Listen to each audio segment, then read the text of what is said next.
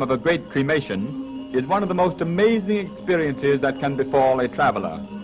An elaborate cremation is a rare event, for only the families of Rajas and rich men can afford the expense. And as the number of Rajas and rich men is limited, years often pass between important cremations.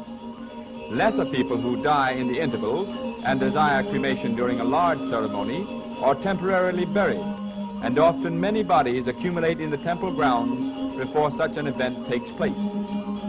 The Balinese, whose religion is founded on the Hindu faith, believe the souls of the dead cannot escape until all that is mortal is consumed by fire.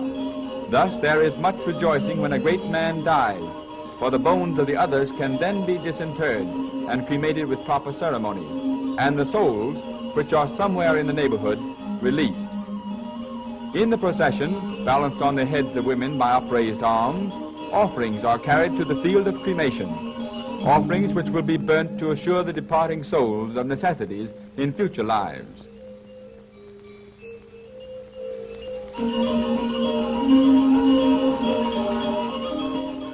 Coffins used in cremation are built to resemble beasts, symbolic of sacred cattle, the large one for the corpse, the small one for the bones of the disinterred. In the upstretched hands of 100 men, the winding sheet is carried through the gateway of the Temple of the Dead. The end of the sheet is attached to the reed-encased body. The body, spiced and anointed with sweet oil, for 2 months has lain in state. Now it is carried by a crowd of half-naked men and placed within the catafalque.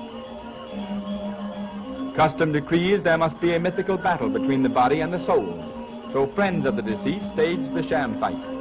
Hundreds call out to burn the body and free the soul. Others cry not to burn him, for he is their friend and must not be carried away.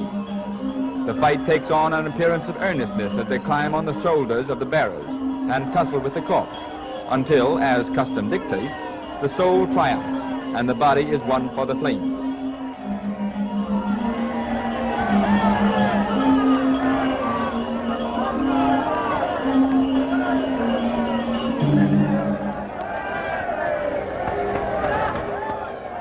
The road is jammed with the seething mass of humanity. More than 100 coolies move along as though part of a great animal. On their backs they carry the giant bamboo raft upon which is built the pylon. In the pylon, as in a stately catafalque, the body is carried on its last earthly journey.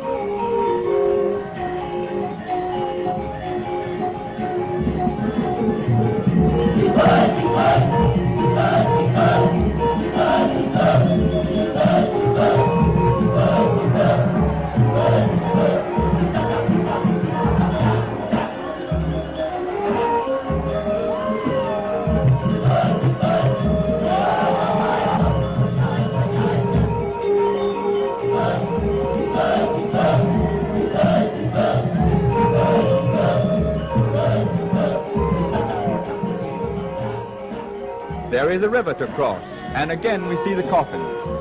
In the grand revelry, 3 have found places on the backs and ride on the synthetic beast.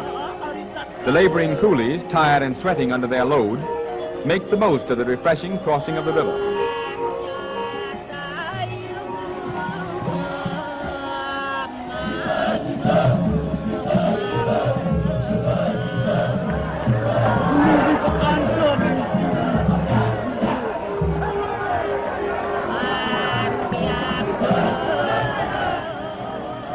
Next comes the great pylon with its burden to be edged slowly down the steep slope and navigated across the river.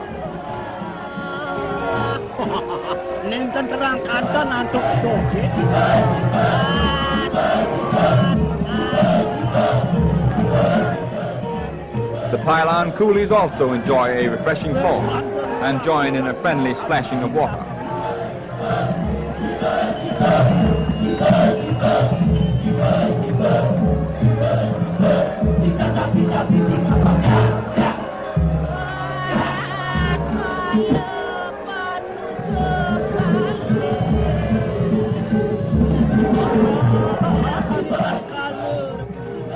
When the river has finally been crossed, the procession plunges once more into the dust and heat to travel another 1,000 yards and enter upon the field of cremation.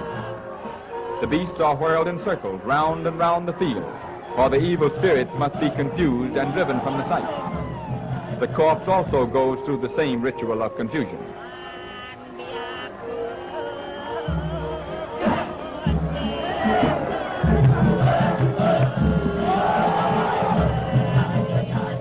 There is a sudden end to the excitement, while the corpse is prepared for the flames.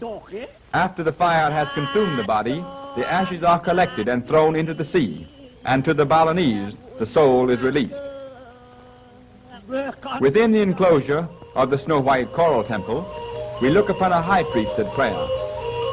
Although the Hindu faith is the religion of the Balinese, they have during many centuries adapted it to their own needs, and their creed is today no longer orthodox Hinduism. We watch the movements of the hands as the Brahmin performs the mudras, a ceremony of his faith. This glimpse of a ritual of the Hindu religion is unusual, and only in Bali would an outsider be privileged to witness it.